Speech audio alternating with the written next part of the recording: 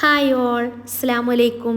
നമുക്ക് ലഭിക്കുന്ന ഏറ്റവും വലിയ സന്തോഷം നമുക്ക് നമ്മുടെ കൂടെ സമയം ചെലവഴിക്കാൻ പറ്റുമ്പോഴാണ്. ലോകത്തിൽ ഇന്നേ വരെ എല്ലാവരും തുറന്ന് സമ്മതിച്ചിട്ടുള്ള, വൈകിയാണെങ്കിലും തിരിച്ചറിഞ്ഞൊരു സത്യമുണ്ട്. നമ്മളിലേക്ക് ലഭിക്കുന്ന ഏറ്റവും വലിയ സന്തോഷം, നമുക്ക് ലഭിക്കുന്ന ഏറ്റവും വലിയ ആനന്ദം അവരെല്ലാവരും കണ്ടെത്തിയത് പുറത്ത് നിന്നല്ല, അകത്ത് നിന്നാണ്. നമ്മുടെ ഉള്ളിൽ നിന്ന് തന്നെയാണ് അത് കണ്ടെത്തുക എന്നുള്ളതാണ്.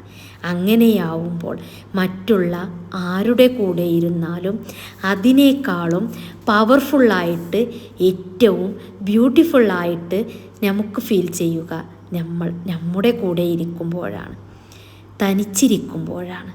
ഒരാൾ ജീവിതത്തിൽ ഏറ്റവും കൂടുതൽ സന്തോഷം ലഭിക്കണമെന്ന് ആഗ്രഹമുണ്ടെങ്കിൽ ഒരാൾക്കും തന്നെ അയാളെ മാറ്റി നിർത്തിക്കൊണ്ട് ആ സന്തോഷം കണ്ടെത്താൻ പറ്റില്ല. സന്തോഷം നിറഞ്ഞു നിൽക്കുമ്പോഴേ നമുക്ക് മറ്റൊരാളെ പരിപൂർണമായി സന്തോഷിപ്പിക്കാൻ പറ്റുകയുള്ളൂ. നമുക്ക് ഏറ്റവും കൂടുതൽ നമ്മുടെ കൂടെ സമയം ചെലവഴിക്കാൻ പറ്റണം. ഒരു കാര്യം നോക്കിയാൽ മതി. ഒരു ദിവസം രാവിലെ മുതൽ രാത്രി വരെയുള്ള സമയം നമ്മളൊന്ന് എടുത്തു നോക്കിയാൽ ഇതിൽ എത്ര കാര്യങ്ങൾ നമ്മളിൽ ഇൻഫ്ലുവൻസ്ഡ് ആയി ചെയ്യുന്നു, എത്ര കാര്യങ്ങൾ നമ്മുടെ പുറത്തെ ലോകത്തിൽ ഇൻഫ്ലുവൻസ്ഡ് ആയി ചെയ്യുന്നു. നമ്മളെ കേൾക്കുക, നല്ലൊരു ലിസണർ ആവുക എന്നുള്ളതാണ്. നമുക്ക് താങ്ങാൻ പറ്റാത്ത പരീക്ഷണം തന്നാൽ നമ്മൾ പറയും, എന്ത് പരീക്ഷണമാണ് ദൈവമേ എന്ന് പറഞ്ഞുകൊണ്ടിരിക്കും. അത് തന്ന ആൾക്ക് തന്നെ പരിഹരിക്കാൻ അറിയാം എന്ന് നമുക്ക് വിശ്വാസമുണ്ട്.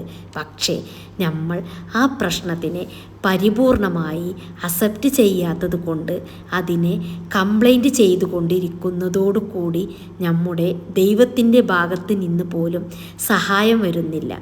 എനിക്ക് വന്നതിനെ ഞാൻ പരിപൂർണമായി സ്വീകരിക്കുന്നു, ഇതിൽ നിന്നുള്ള നന്മയെ ഞാൻ കാത്തിരിക്കുന്നു എന്ന് നമ്മൾ വിചാരിച്ചാൽ പെട്ടെന്ന് തന്നെ അതിന് സൊല്യൂഷൻ കാണാൻ പറ്റും. നമ്മുടെ ജീവിതത്തിൽ ഏറ്റവും നേരിടുന്ന പ്രശ്നം ഏതാണോ അതിൽ ഈ പറഞ്ഞ തിയറി ഒന്ന് നോക്കിയാൽ മതി, റിസൾട്ട് കിട്ടും. നമ്മുടെ ഹൃദയത്തിന് പറയാനുള്ളതൊക്കെ കേൾക്കുക. നമ്മുടെ ഹൃദയത്തിൻ്റെ പരാതികളുടെ കെട്ടുകൾ അഴിക്കാൻ നിന്നാൽ അത് നിർത്തില്ല. അപ്പോൾ നമുക്ക് തന്നെ തോന്നും, ഇതൊന്നും പ്രശ്നമേ ആയിരുന്നില്ലല്ലോ. അതെന്താണെന്നറിയോ? നമ്മുടെ കോൺഷ്യസിന് പ്രശ്നമല്ല, അൺകോൺഷ്യസിനാണ് പ്രശ്നം.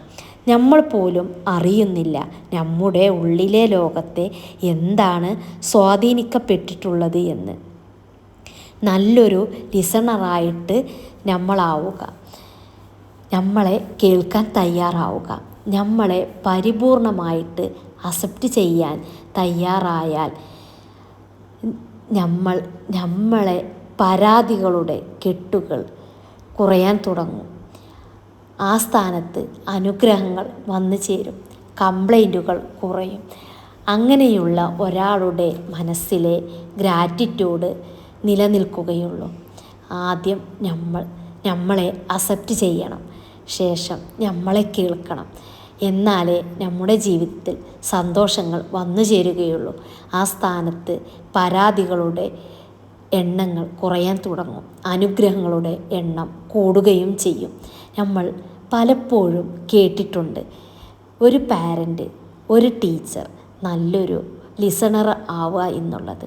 പക്ഷേ അതിനു മുമ്പ് നമ്മളെ കേൾക്കണം.